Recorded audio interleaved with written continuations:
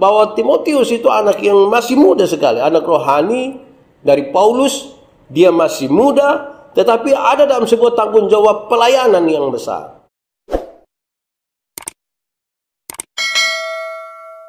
Saudara-saudara, untuk pemberitaan firman, mari kita satu hati dalam doa. Kita berdoa.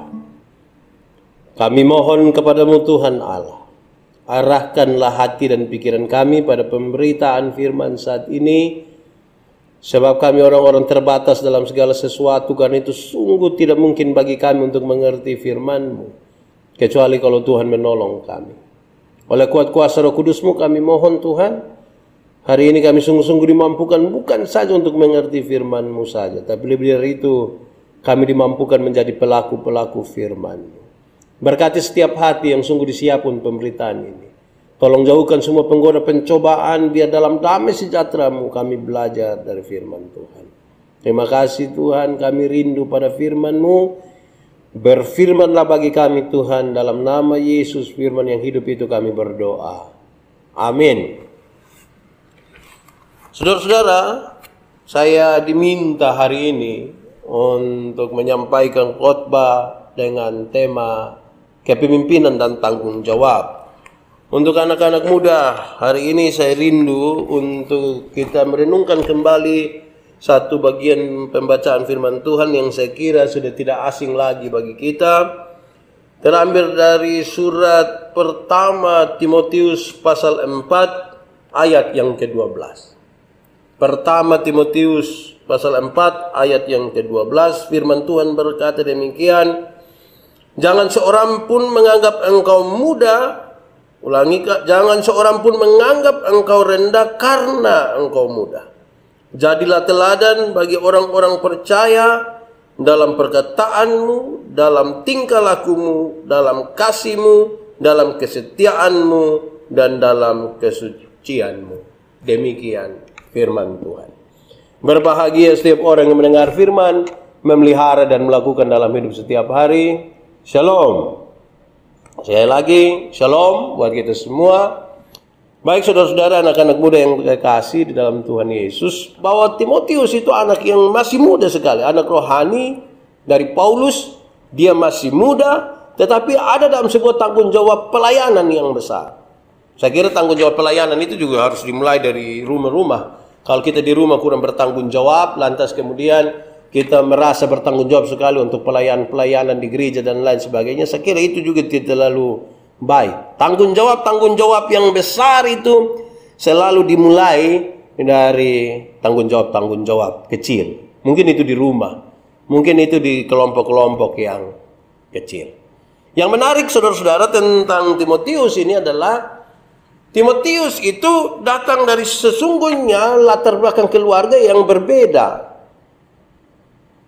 Kenapa? Karena dia punya mama itu orang Yahudi, bapaknya orang Yunani. Sekalipun ada istiadat yang kurang lebih sama, tapi banyak sekali yang berbeda di antara mereka. Tetapi perbedaan ini, saudara-saudara, tidak membuat Timotius kemudian tidak mau melayani atau tidak bertanggung jawab dalam pelayanan. Perbedaan bukan alasan untuk dia tidak melayani. Dia tidak pernah mengeluh oleh karena perbedaan itu. Dia tidak pernah mengeluh oleh karena perbedaan pendapat antara orang tua, papa dan mama soal dia. Dia terus melayani. Atau saudara-saudara, catatan lain, ada banyak sekali catatan. Saya mungkin hanya akan menyampaikan 1-2 catatan tentang Timotius untuk kita belajar tentang kepemimpinan dan tanggung jawab. Tapi yang kedua, saudara-saudara, Timotius itu sejak kecil dia sudah belajar Alkitab dan dia sudah paham tentang Alkitab. Dia belajar, tiap-tiap hari ada waktu untuk dia baca Alkitab. Tiap-tiap saat dia menaruh perhatian kepada Alkitab. Dan karena itu sejak kecil sebenarnya dia sudah bergaul akrab dengan Alkitab. Kalau hari ini kita bicara tentang kepemimpinan, dan kepemimpinan itu adalah kepemimpinan orang-orang muda Kristen, maka kepemimpinan orang-orang muda itu tidak bisa dilepaskan dari kedekatan dia dan hubungan dia dengan Tuhan lewat membaca Alkitab. Saya kira lagu sekolah minggu itu pas dengan kita, baca kitab suci, doa tiap hari, doa tiap hari. Kalau mau tumbuh, Kalau saudara rindu lebih lagi dalam Tuhan, baca kitab suci dan doa tiap hari menjadi bagian. Nah, saya bayangkan saudara-saudara, banyak orang muda saat ini kacau balau dalam iman dan pemahamannya kepada Tuhan karena dia sendiri tidak bergaul akrab dengan Alkitab. Ada masalah-masalah yang bersangkut paut dengan Alkitab, dia cenderung akan mendengar orang lain bicara, akan membaca apa yang orang tulis, akan mendengarkan apa yang orang lain bilang, dan bukan dari pemahaman, dan dia punya kerendahan hati meminta kepada Roh Kudus untuk mengajarkan kepada dia apa yang dia baca tiap hari. Alkitab juga mencatat saudara-saudara bahwa sebenarnya Timotius ini anak muda yang sakit-sakitan sebenarnya. Dia punya sakit lambung yang serius. Karena itu Paulus nasihat dia. Makanya Timotius, jangan hanya minum air putih saja. Minum sedikit untuk kesembuhannya. Saya ulangi. Jangan minum air putih saja. Minum sedikit untuk kesembuhan. Tapi pakai catatan. Minum sedikit. Bukan sedikit-sedikit minum. Dan anak muda dong ini lebih banyak yang sedikit-sedikit minum. Coba lihat kiri kanan dan sampai ada yang sedikit-sedikit minum. Tapi jangan bertuduh. Karena dia minum sedikit untuk kesembuhan. Bukan sedikit-sedikit minum. Nah saudara-saudara.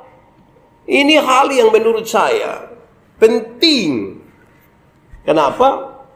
Karena bahkan penyakit sekalipun tidak menghalangi dia untuk melayani. Dia tidak mencari-cari alasan soal pelayanan. Oleh karena sakit, oleh karena apapun. Tetapi dia tahu persis bahwa ini kesempatan selama dia masih ada untuk dia melayani. Di mana-mana saya bilang saudara-saudara bahwa saya senang karena tema ini berkaitan dengan bukan saja kepemimpinan tapi tanggung jawab. Tanggung jawab itu kelasnya di atas dari kewajiban. Banyak orang hanya memperhatikan kewajiban dan lupa kepada tanggung jawab.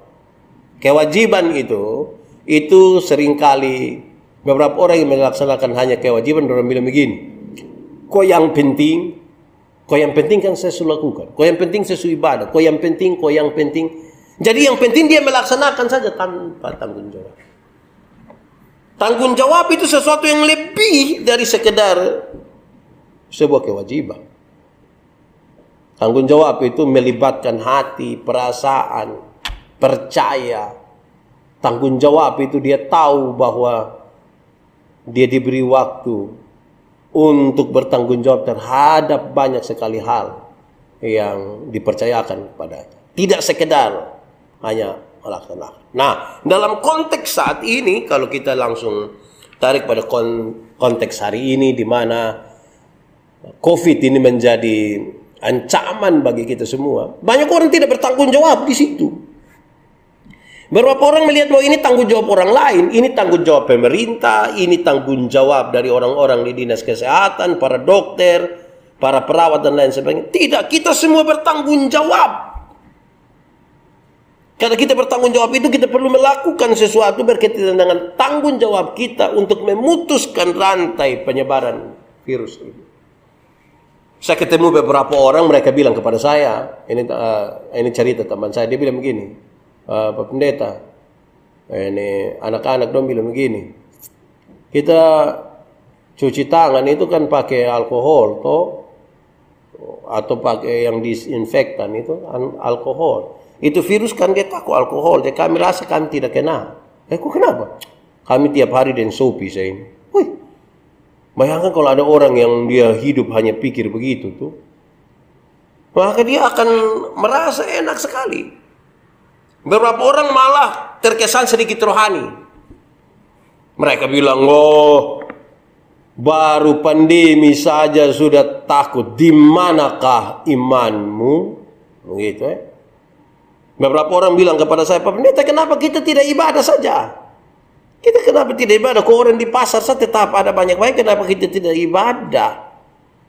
Begitu. Tapi kasihan beberapa orang yang bilang kepada saya, ternyata yang dia maksudkan ibadah di gereja. Tapi ternyata dia yang om di saya itu ternyata itu orang yang tidak pernah pergi gereja. Yang pemalas gereja dong ini yang omong kok paksa harus gereja. Mungkin karena gereja sudah pindah di rumah, tangkap amedon di rumah, dong son tahu mau piman kopi mall ju tutup. Nah, di rumah karena tangkap iko ibadah, apalagi liturgi tulis memang bapak na anak na istri mau piman. Terakhir dia paksa mau gereja kembali. Saya bilang biar kau di rumah. Nah, saudara-saudara, mari kita lihat.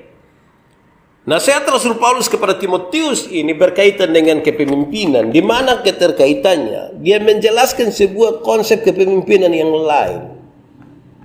Dia tidak mulai dari orang lain.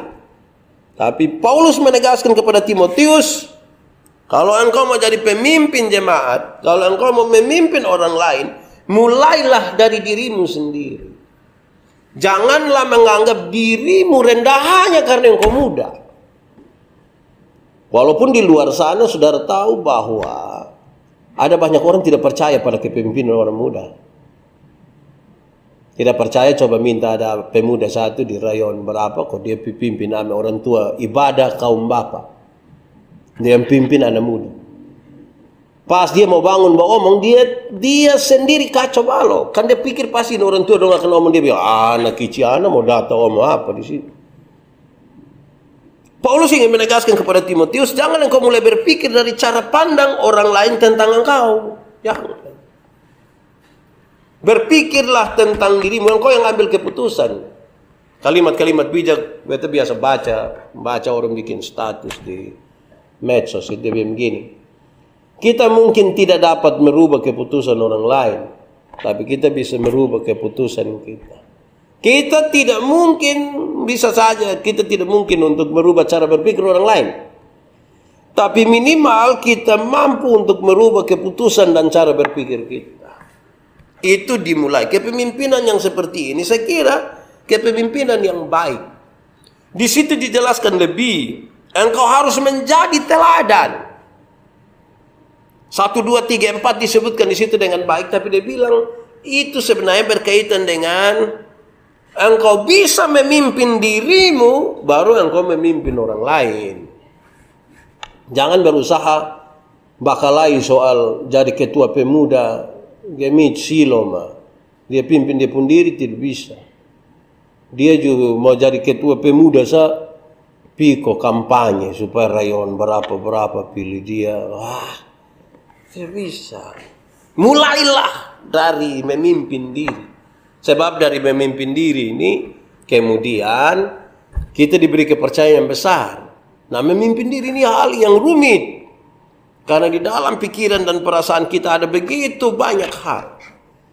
Sekarang bagaimana kita memimpin diri kita dengan berbagai hal dalam hati dan pikiran kita. Karena nanti kita akan berjumpa dengan banyak orang lain dengan pikiran, dengan perasaan yang berbeda-beda. Dan itu hal yang butuh sebuah pergumulan. Dan karena itu saudara-saudara, Paulus menasihatkan Timotius, engkau harus menjadi teladan. Tindakan itu, kata-katanya lebih kencang, lebih kuat dari kata-kata. Maksudnya begini, tindakan itu pesannya lebih kuat daripada kata-kata. Banyak orang bikin seminar kepemimpinan di mana-mana.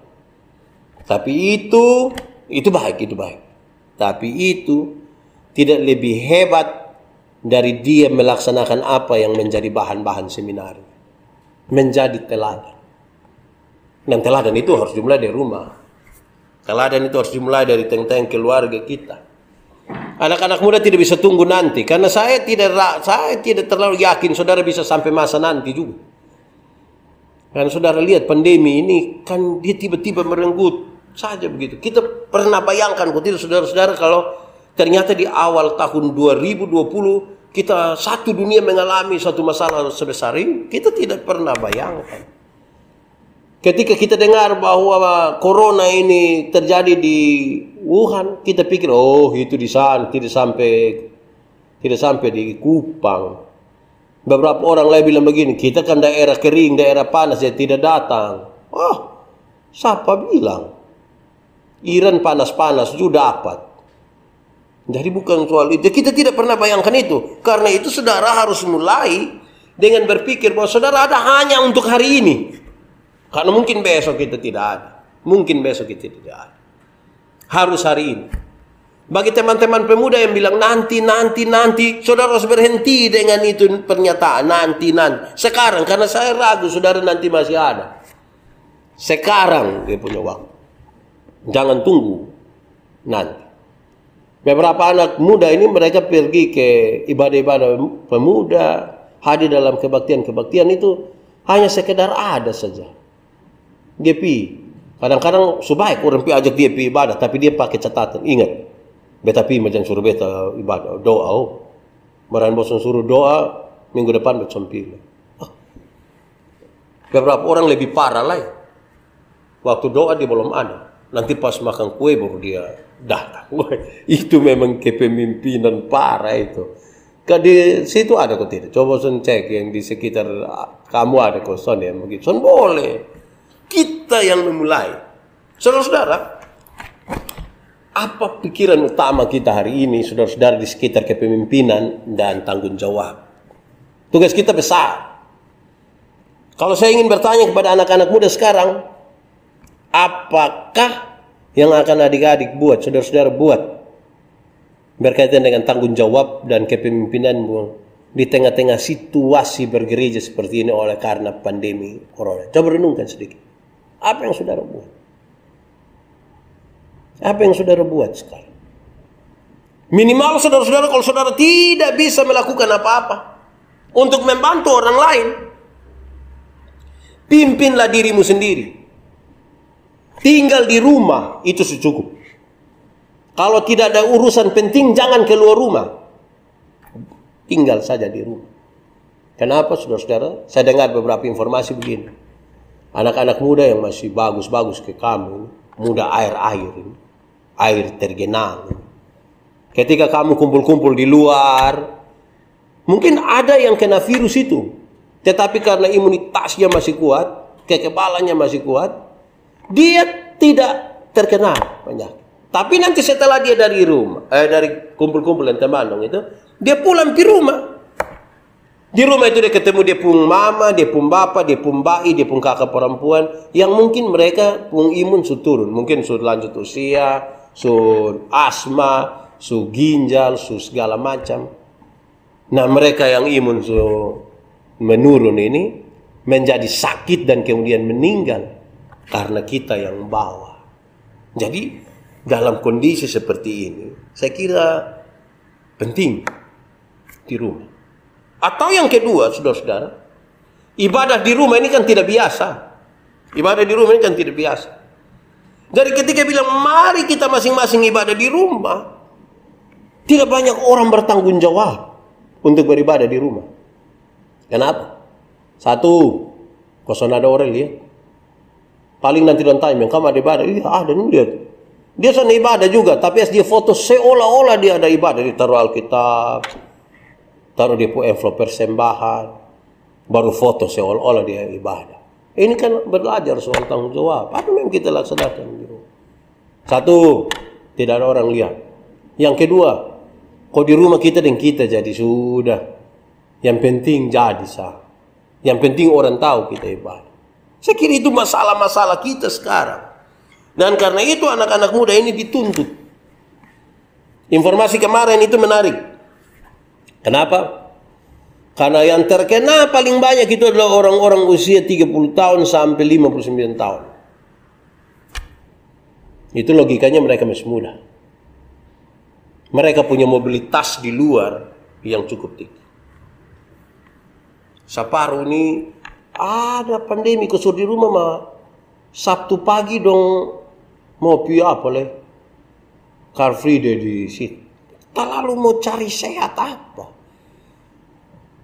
Di rumah kok siram bunga, kok sapu, kok keringat keluar, isi cuci piring, angkat pakaian semua cuci. Oh itu sehat. Kenapa harus di luar? Jadi kalau bisa untuk memimpin diri ada di rumah, baik. Kenapa? Itu penting bagi kita. Adik-adik, kita hanya bisa berdoa. Kita hanya bisa berdoa semoga Tuhan menolong kita keluar dari masalah ini. Tapi yang paling penting dari itu semua adalah lakukanlah bagianmu dan biarkan Tuhan melakukan bagiannya. Nah, bagian-bagian kita yang perlu kita lakukan itu lakukan. Di rumah ketemu orang nah jangan baku dekat, dari jarak. Jadi ini tidak ada lah yang piko sembunyi-sembunyi di Katapang 1, di mana lagi, di jalur M40, di Ragnamo, mau pi apa, badeka-badeka begini, Pol PP tangkap. Karena sekarang jaga jarak, lakukan itu, pakai masker. Beta paling suka yang agak orang makan puji sedikit. Lihat kita pakai masker dan bilang, kau paling mati. Hai. Hampir-hampir orang doa yang culu yang kenapa. Jadi ini tanggung jawab. Nah, semoga anak-anak muda yang hari ini ikuti ibadah ini mendapat pesan ini. Supaya kita pakai itu dalam hidup kita. Saudara jangan berpikir tanggung jawab dan kepemimpinan itu ada di luar sana atau nanti. Karena tanggung jawab besar yang akan diberikan di luar sana dan pada waktu nanti saudara akan sukses satu saat, itu dimulai dari hari ini. Tapi sekali lagi saya bilang, saya tidak terlalu percaya saudara bisa nanti sampai nanti. Karena itu hari ini menjadi catatan yang penting bagi kita. Yang bekerja ada orang, ingat ada banyak orang cari pekerjaan. Saudara diberi tanggung jawab kerja, kerjalah dengan baik. Bahkan yang bekerja saja dia terdampak dari ini pandemi corona ini. Sulit setengah mati. Lantas separuh di rumah hanya tidur. Terus dia pun rencana jahat saya yang ada di depo otak. Hai, bertobat sudah. Tiap hari dia hanya pikir mau kas korban siapa lah. Berhenti sudah ini. Waktu Tuhan sudah dekat ini. Karena itu mari kita bertanggung jawab. Apa yang Tuhan izinkan buat kita hari ini, jalani itu dengan rasa tanggung jawab. Satu hal yang saya paling percaya itu adalah kalau Tuhan izinkan kita masih hidup, pasti Tuhan punya maksud buat kita. Pasti Tuhan punya maksud buat kita. Nah, maksud-maksud itulah yang kita dapatkan, kita gumuli dan kita laksanakan yang tanggung jawab. Ini dua hal yang tidak bisa dipisahkan antara kepemimpinan dan tanggung jawab. Sebab apa? Orang yang memimpin tanpa tanggung jawab, nol itu. Tapi dia itu bertanggung jawab katanya, tapi tidak mau dipimpin, atau dengan kepemimpinan atas diri yang buruk, saya kira juga tidak akan berhasil apa-apa. Saudara punya dua tanggung jawab besar sekarang.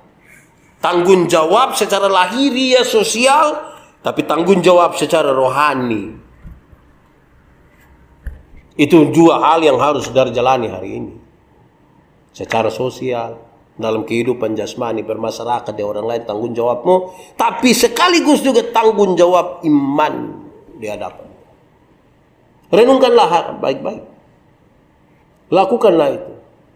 Harus ambil sesuatu yang menjadi hikmah dari kita beribadah di rumah-rumah seperti hari ini.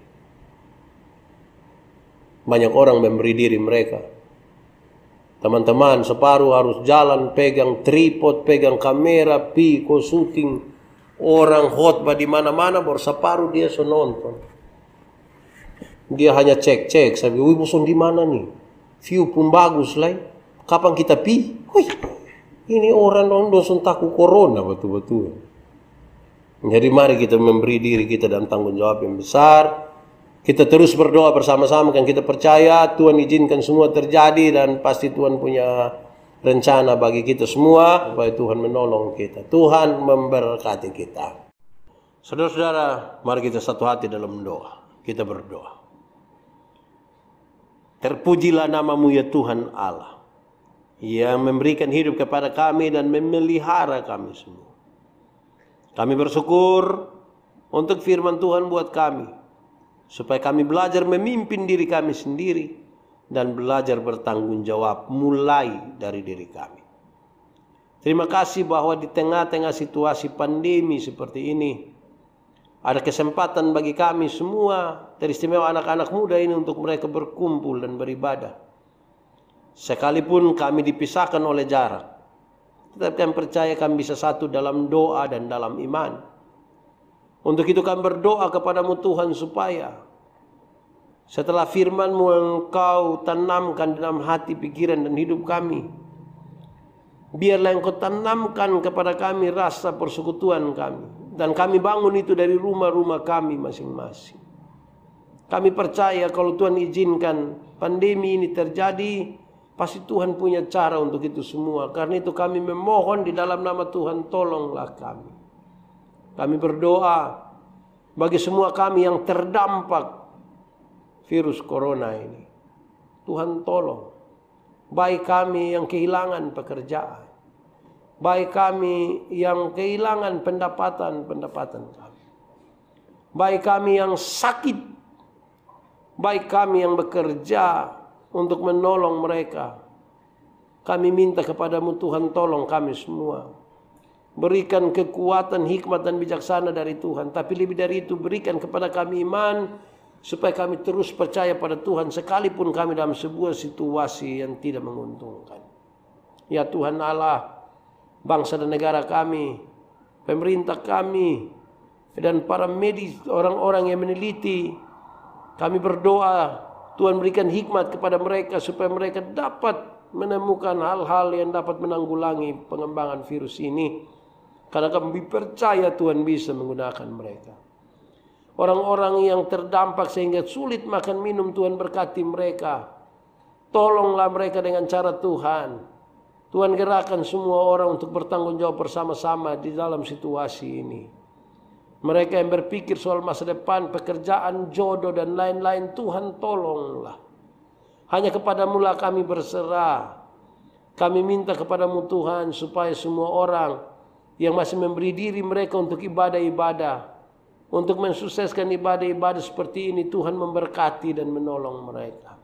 Pasti ada berkat atas mereka semua, karena mata Tuhan tertuju pada kami saat ini. Kami percaya Tuhan, Engkaulah Allah yang luar biasa atas kami. Untuk anak-anak pemuda Gemit Silo ini Tuhan, kami berdoa supaya mereka lebih lagi di dalam Tuhan. Pengurus pemuda, semua anggota pemuda, Tuhan berkati mereka. Biar mereka menjadi anak-anak yang berkenan kepada Tuhan, membanggakan bagi gereja Tuhan, bagi bangsa ini, dan bagi keluarga. Kalau mereka hidup, biarlah mereka hidup berkenan kepadamu. Dijauhkanlah mereka dari kecelakaan dan mara bahaya. Dijauhkanlah dari mereka hal-hal yang akan menghancurkan hidup mereka. Kemabukan dan kesia-siaan hidup, Tuhan jauhkan dari anak-anak ini Tuhan. Kemudaan mereka, masa muda mereka, biar mereka persembahkan untuk hormat dan kemuliaan bagi nama-Mu. Terima kasih ya Tuhan. Semua anak-anak muda atau siapapun yang mengikuti acara ini, ibadah ini, yang bergumul dengan hal-hal khusus, kami berdoa Tuhan mendengarkan mereka. Tapi jadilah menurut kehendak-Mu. Semua yang kami lakukan hari ini, semuanya kami persembahkan untuk hormat dan kemuliaan bagi nama Tuhan. Terpujilah nama-Mu. Ini doa kami Tuhan. Dalam nama Yesus kami berdoa. Amin.